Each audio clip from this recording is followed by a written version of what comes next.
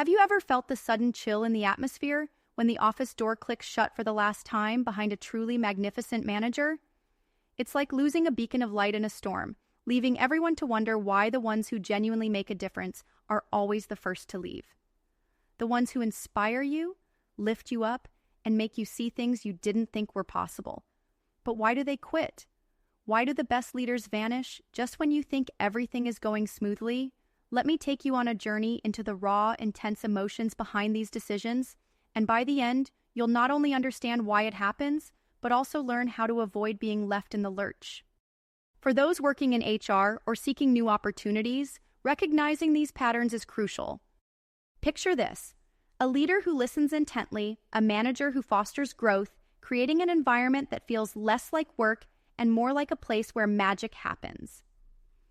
Yet, behind their encouraging smiles and seemingly unshakable poise, there's often an internal conflict raging like a tempest. The truth is, most of these extraordinary managers carry the weight of the world on their shoulders: responsibility, immense pressure to perform, unrealistic expectations. All of these excessive burdens transform their passion into exhaustion. It's like watching a vibrant, colorful painting slowly fade into grayscale. You see, the best managers often care too much. They put in too many hours, not because they have to, but because they believe in what they're doing. But herein lies the problem. They care in a world that often rewards indifference. Their unmatched commitment becomes their Achilles heel. They feel an encroaching sense of isolation, a realization that the more they give, the more is expected, with little acknowledgement in return. It's like feeding a machine that doesn't stop to thank you or even slow down. This spiraling burnout isn't just a patch of bad weather.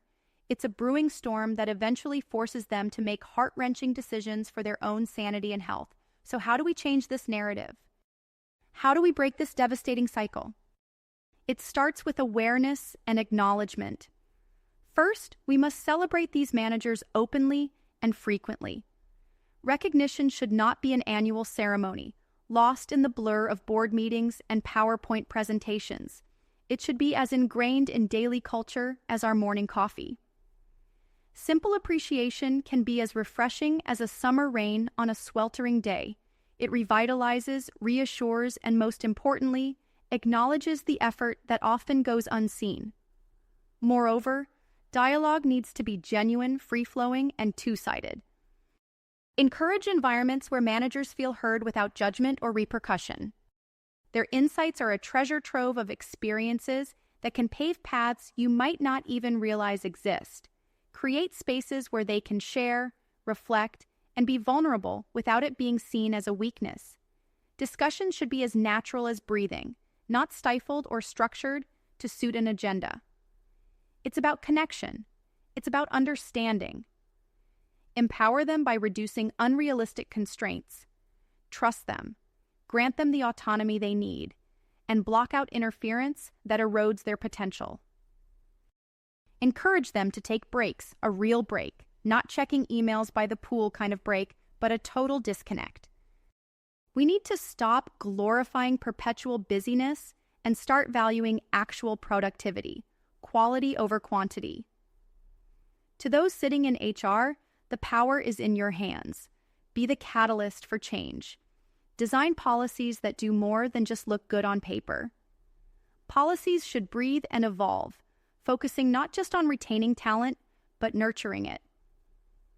Establish wellness programs, mental health resources, and mentorship opportunities that allow managers to thrive rather than just survive. Lastly, encourage a culture of open feedback, not just top-down, but across the board. People should feel encouraged to offer suggestions that can improve their manager's experience. When everyone becomes part of the solution, change becomes inevitable. To the job seekers, take these lessons to heart. Understand that the search for the perfect job goes beyond the paycheck. Look for signs of these supportive environments. Ask questions during interviews, not just about roles and responsibilities, but about culture, growth paths, and management support systems.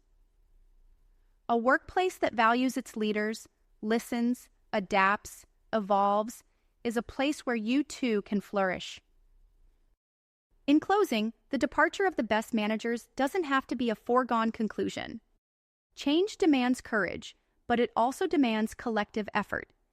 Imagine a world where top managers not only stay, but grow and inspire continuously. Together, we can create workplaces that not only attract brilliance, but sustain it. We can flip the script. Let's not wait for the storm to come before we decide to build our shelters. Let's be the change makers.